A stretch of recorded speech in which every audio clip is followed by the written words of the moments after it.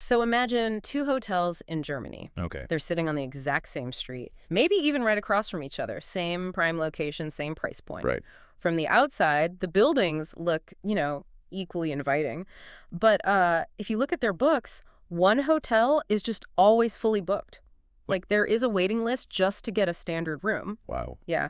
And the other one, ah, it's constantly struggling, practically begging for guests, slashing prices at the last minute just to get heads in beds. Which is brutal for margins. Exactly. And you have to wonder why, because they offer the exact same core product, right? It's literally just a bed to sleep in. Well, according to the stack of research we're looking at today, the answer isn't simply that one has a slightly better breakfast buffet. It's about this invisible machinery operating behind the scenes. What's fascinating here is that the hotel with the waiting list, they aren't relying on luck or even just, hiring unusually cheerful people. Yeah, we tend to think of great service as this spontaneous, magical thing, right? Like it just happens when a good employee is in a good mood. Exactly. But what our source material, strategic intelligence, and the architecture of modern service experience, what it reveals is that winning customers today is a calculated, highly engineered process. And that is the mission of our deep dive today. We're going to answer a question that pretty much every single business on Earth is obsessing over right now. Oh, absolutely. Why do some businesses effortlessly win your loyalty while others completely fail to make an impression? We're going to explore how the most successful companies don't just smile and hand you a receipt. They actively turn data and information into fierce customer loyalty through these really specific daily customized actions. Which is a massive shift. It really is. So let's unpack this. What does winning a customer actually mean in today's landscape? Because looking at these sources, it feels like the definition we all grew up with has just completely changed. It has. If we connect this to the bigger picture, we have to look at the massive economic shift we've undergone over the last, few decades. Right. We started in a transaction economy. You needed a good, you paid money, you got the good. The end. Keep it simple. Exactly. Then, as markets got crowded, we moved to a relationship economy. Businesses realized that getting you to come back a second time was mathematically cheaper than paying to acquire a brand new customer. Makes sense. But today we are firmly entrenched in the experience economy. Winning a customer no longer means just attracting them for a single, isolated transaction. Wait, so just getting them in the door and making the sale isn't the win anymore? Not if you want to survive. Yeah. Winning today means satisfying them so deeply and retaining them so consistently that they actually transform from a customer into an advocate. Oh, wow. So they essentially do your marketing for you. Precisely.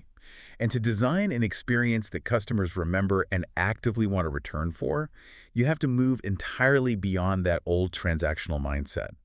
You have to anticipate needs they haven't even articulated yet. Which sounds like mind reading. It does. But the sources gave this incredible example of a boutique hotel in Berlin that perfectly illustrates this shift, and I really want to look at the mechanics of it. The digital check-in one. Yeah, that one. So you book a room there, and the check-in is entirely digital and personalized. But the kicker is what happens when a returning guest actually walks into their room. Their specific preferences have already been met automatically. Right. If they like, extra feather pillows, a specific brand of sparkling water in the mini fridge, and the room temperature set to exactly 21 degrees Celsius, they don't have to ask the front desk. It's just done. We really have to think about the psychological impact of that on the guest. Yeah, what does that feel like? Well, when you don't have to ask for what you want, you feel seen. You feel uniquely understood by a corporate entity, which is, let's be honest, pretty rare. Super rare. It elevates the entire interaction from a simple business transaction to a feeling of genuinely being hosted. I look at the old transactional model, and it's basically like interacting with a vending machine. That's a great way to put it. Right. You put your money in, you punch a button, a room key drops out. It does the job, sure. But the new experience model is like having a brilliant concierge who actually remembers you like an old friend. A vending machine can't build loyalty. A concierge absolutely can. That is a highly accurate analogy. The vending machine is purely functional. The concierge provides emotional value. And in the experience economy, emotional value is the primary currency. But hold on, let me stop you there, because this leads me to a massive operational question. Okay, let's hear it. To deliver that kind of magical mind-reading experience in that Berlin hotel, You need incredible staff. You do. You need housekeepers who actually take the time to check the notes on the pillow preference. You need a front desk team that genuinely cares about making that digital check-in seamless rather than just, staring at their phones. Right. How do you get your staff to care that much on a random Tuesday in November? That is the multi-million-dollar question. And the source material provides a very clear, heavily researched framework for this. They call it the service profit chain. The service profit chain. Yes. Mm. And this concept fundamentally rewrites how many leaders think about their business strategy. It proves that external success, meaning your customer loyalty and revenue, is entirely dependent on internal conditions. Okay, I know the sources lay this out as a step-by-step linkage, but I don't want us to just read down a textbook list. How does this actually link up in practice? Let's build it out. It all begins entirely behind closed doors with internal service quality. Meaning what, exactly? Meaning, how are you equipping your team? Do they have good software, a safe environment, clear communication? Right, the tools they actually use to do their jobs every day. Exactly. If you get that right, it drives the next link, which is employee satisfaction. Makes sense. When employees have the tools they need and feel valued, they aren't chronically frustrated. And if they aren't frustrated, they stick around. So that leads to employee retention and productivity. Yes, and this is where it crosses the threshold from internal to external. Retained, experienced, and satisfied employees are the only ones capable of driving the next link. Which is creating external service value. You got it. They are the ones with the emotional bandwidth to actually execute those daily service actions you mentioned. Like checking the pillow notes. Exactly. Checking the notes, smiling genuinely, troubleshooting a guest's problem with real empathy. Which then drives customer satisfaction, which creates customer loyalty, which finally results in sustainable profit and growth. The chain completes itself. That's the architecture. I see the theory, but let me play the skeptic here for a second. Go for it. If I'm a business owner listening to you right now and my margins are razor thin, I might be thinking, I don't have 18 months to wait for internal employee satisfaction to magically trickle down through 5 different links to reach my bottom line. A very common reaction. Right. If I need to boost my revenue this quarter, traditional business logic says my first step should be a shiny, expensive new ad campaign aimed directly at the buyer. Are these sources really saying that's the wrong move? The sources are saying that if you are stuck in that old transactional vending machine mindset, sure, throwing money at ads makes sense. Okay. But in the experience economy, your employees are the product. They're the ones delivering the experience. Wow. Wait, say that again? Your employees are the product. Think about it.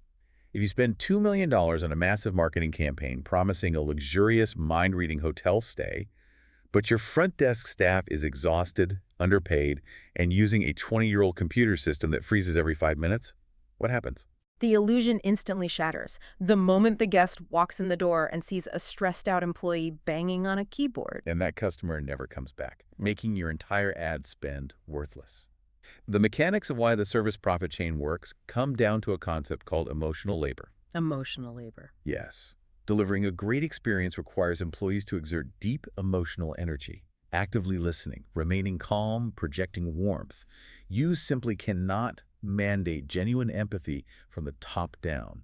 It makes me think of the mechanics of a car. Like, if the service profit chain is the transmission, your employees are the internal gears. I love that analogy. If those gears are grinding, stripped of oil, and constantly overheating, it doesn't matter how beautiful the new paint job is on the outside. The marketing, the customer sitting in the passenger seat is going to feel every single violent bump. That perfectly captures it. An employee who feels undervalued cannot consistently project value onto the customer.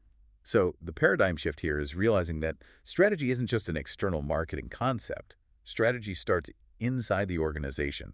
You have to design the employee experience with the exact same rigor that you use to design the customer experience. Exactly. But if we're talking about those internal gears, the employees, and what makes them tick today, it's not just about a steady paycheck or a nice break room anymore. The sources highlight that both modern employees and modern customers care deeply about the values of the business. This raises a really important question about how identity ties into both employment and purchasing decisions today. Right. The source material specifically looks at European markets, particularly younger demographics like university students, to show where the future of consumer behavior is heading. And the data shows a dramatic structural shift in what people value. People are increasingly demanding eco-friendly operations, ethical sourcing, and total transparency from the companies they interact with. It's no longer enough to just have a good product. You have to be a good corporate citizen. We see this playing out vividly in the hospitality examples from the text. German hotels aren't just quietly installing solar panels. They're making a big deal out of it. They are aggressively utilizing renewable energy sources and making sure their guests are actively aware of it. High-end restaurants are meticulously tracking and reducing food waste, sourcing ingredients locally, and making that a core, uncompromising part of their brand story. But how does that actually translate to loyalty? Like, I understand it's good for the planet, obviously, but how does a restaurant tracking its food waste make me want to book a table there again next month? It comes down to the mechanism of shared identity. Shared identity. Yeah. Sustainability is no longer just a nice-to-have PR stunt or a box to check for a corporate social responsibility report. It is a hard-hitting, customer-winning competitive strategy. Okay, how so? When a consumer chooses the hotel powered by wind energy over the one burning fossil fuels, they are making a statement about who they are. They are aligning their spending with their personal values. So it becomes a psychological hook. Exactly. And the smartest businesses integrate that into the service experience. Imagine checking out of that eco-hotel, and your final receipt includes a personalized impact report. Oh, like showing what you did. Right. It says something like, by staying with us, you saved X kilograms of CO2 and supported 3 local farms. That data validates the customer's identity. Wow. That creates a bond of loyalty that goes way beyond a comfortable bed or a polite receptionist. Okay, but let's look at the sheer reality of operating a business today, because this sounds exhausting. It's a lot of moving parts. A hotel needs to remember your specific feather pillow preference. It needs to keep its employees incredibly happy and fulfilled so they deliver that service with a genuine smile. And it needs to actively track its carbon footprint and generate personalized impact reports to align with modern values. Yep. How does a mid-sized business actually manage all of these daily microscopic service actions without just completely collapsing under the weight of all that complexity? That is where we hit the absolute core of this deep dive. The engine that makes all of this possible, the hidden architecture holding the entire structure together, is strategic information. Strategic information. Yes. This is the advantage that separates the winners from everyone else. So if you want to turn data into unshakable loyalty, you really have to understand the flow here. The flow is simple, but incredibly difficult to execute. Data leads to personalization, and personalization leads to loyalty. Right. The firms that win today aren't necessarily the ones with the deepest pockets or the best locations. They are the ones who capture, analyze, and deploy information better. They use data to win customers faster and keep them longer. Let's look at the heavy hitters the sources mentioned, because they all do exactly this. Think about Netflix. Oh, perfect example. Their core competitive advantage isn't just, we have a lot of movies, it's the mechanics of their recommendation system. Which is incredibly complex. Totally. They don't just look at what genre you clicked. They analyze billions of daily actions, what time of day you watch, what device you're on, when you pause, what you skip, how fast you binge a series, all to serve up exactly what you want to watch next. Or consider how airlines use dynamic pricing. It is a masterclass in deploying data as strategy. Oh, I hate dynamic pricing, but it's brilliant. It is. They aren't just setting a price and leaving it. They use massive data sets to adjust ticket prices in real time. Their algorithms are constantly reading market demand, competitor prices, weather patterns, even historical booking velocity. And the psychological effect that has on the consumer is massive. It creates urgency, it creates a sense of scarcity, and it maximizes the airline's revenue on every single seat. Exactly. But bringing it back to those daily service actions that actually build a relationship. Let's go back to our hotel example. This is where CRM systems, customer relationship management platforms, become the actual nervous system of the business. Let's walk through the life cycle of a data point to see how this actually works. Because the housekeeper doesn't just magically remember your pillow preference. Right. 3 years ago, during your last stay, you called the front desk and asked for a feather pillow. Right? The receptionist didn't just hand it to you. They inputted that request into the CRM. That data point lived in the cloud for 3 years. Then you book a new reservation. And the system wakes up. The system triggers a workflow. Before you even arrive at the property, the CRM flags your profile and automatically generates a task on the housekeeping staff's digital tablet that morning. Room 402, prep with 2 feather pillows. Wow. It coordinates the daily service actions seamlessly, bridging the gap between a cold data server and a warm human interaction. It's like businesses have evolved from having a collective amnesia where every customer is a stranger every single time they walk in to having a photographic memory powered by data. I really like that, a photographic memory. Because in the past, you could visit a store 50 times, and the 50th time, they still treated you like it was day one. Now they remember your birthday, your favorite color, and exactly how you like your coffee before you even open your mouth. And that photographic memory is getting supercharged right now. If we integrate the modern AI practices happening in this ecosystem, the capabilities are just staggering. Oh, absolutely. We're moving from simply remembering past beta to predicting future behavior. Like AI chatbots that provide instantaneous 24/7 service. You don't have to wait on hold for an hour to fix a simple billing error anymore. Or predictive analytics that anticipate what a customer needs before they even realize they need it. Before they know it themselves. Exactly. Imagine an airline system detecting a mechanical failure, automatically rebooking you on a new flight, and sending the new boarding pass to your phone before the gate agent even announces that your original flight was canceled. That is wild. That is data turning a potential customer service nightmare into a moment of intense, lifelong loyalty. The recommendation engines are personalizing the entire journey from start to finish. There is a quote from the source material that really stopped me in my tracks. I think it perfectly encapsulates the shift we are talking about. Which one? In modern services, information is not support, it is strategy. We really need to pause and think about what that means for a traditional business structure. Yeah, let's unpack that. Historically, the IT department, the data folks, they were considered a purely support function. They fixed the computers when they broke. They kept the servers running. They were literally and figuratively in the basement. Right, they were a cost center, not a revenue generator. But today, the data is the strategy. It is the board-level driver of how the company competes. If you don't have the information architecture to capture preferences and execute these daily personalized service actions, you are the empty hotel across the street wondering why no one is booking, even though your beds are just as soft. Here's where it gets really interesting, though. Having a photographic, AI-powered memory of everything your customer does, everywhere they click, every pillow they request, that comes with a massive catch. Oh, it creates a profound modern dilemma. Yeah. Every service firm today is facing massive strategic trade-offs. You cannot amass all this data and execute all this personalization without navigating some very treacherous waters. Data isn't just an asset anymore. It is a massive liability. The sources outline two major debates happening right now. The first one is personalization versus privacy. A huge issue. Where is the line, right? If a hotel knows I like a certain type of pillow because I asked for it once, what we call zero-party data, data I willingly gave them, that's great. That's good service. Right. But what if they know I like a certain type of pillow because they bought my search history data from a third-party broker and they put it in my room before I ever even interacted with them? Suddenly, that's not charming. That's terrifying. It's the creepy versus cool threshold. Creepy versus cool. I love that. And it is a razor-thin line.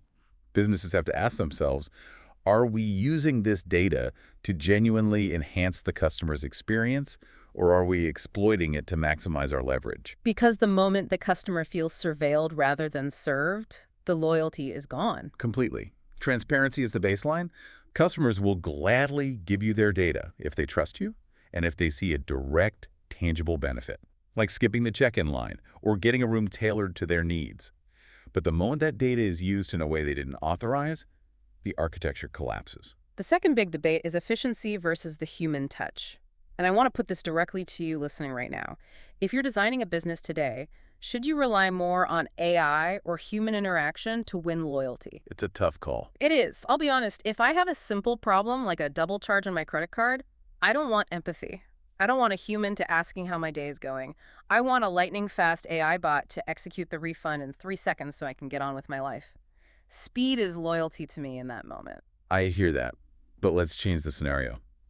What if you were at the airport, your flight is canceled, and you were going to miss your sister's wedding? Oh, nightmare. If you walk up to a kiosk and an AI bot gives you a sterile, highly efficient policy update explaining that there are no flights for 2 days, you are going to be furious. Oh, I would be livid. Right.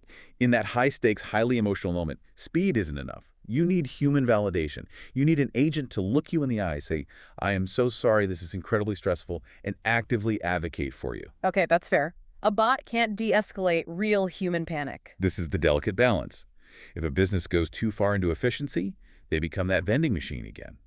Fast, but sterile, cold, and incapable of handling complexity. There is no emotional bond. But if they rely entirely on human interaction without the efficiency of AI and data, they become slow, expensive, and prone to routine errors. Exactly. So it's about using the algorithm to empower the human, not replace them. Let the AI handle the simple stuff so the humans have the bandwidth for the complex stuff. Exactly. The architecture of modern service requires businesses to use AI and data to handle the routine, the predictable, and the complex logistics. The CRM remembers the pillow preference and routes the task. Which then frees up the human employee to do what only humans can do: provide genuine empathy, navigate complex emotional situations, and build authentic connections. You need the algorithm's memory and the human's warmth to win. That's the secret. So, what does this all mean? When we look back at those two hotels in Germany, the one that is thriving and the one that is failing, we can actually see the invisible architecture that separates them. We can see that winning customers is never, ever luck. It is designed, it is measured, it is continuously improved. It's an inside-out strategy where well-equipped, happy employees use powerful data to execute daily actions that align with the customer's deepest values. The firms that are going to win the future are not necessarily those who simply serve more people.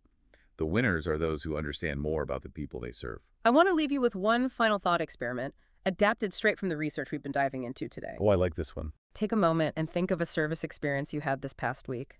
It could be anything: grabbing a coffee, booking a flight, trying to return something online, or checking into a hotel. We all have one. Right. Was it memorable, or was it entirely forgettable? And now that you know the hidden architecture behind how these experiences are designed, was it a human being, or was it an algorithm that made it that way? It really changes how you look at every interaction you have as a consumer. It definitely does. Thank you so much for joining us on this deep dive. Keep questioning the architecture around you, and we will catch you next time.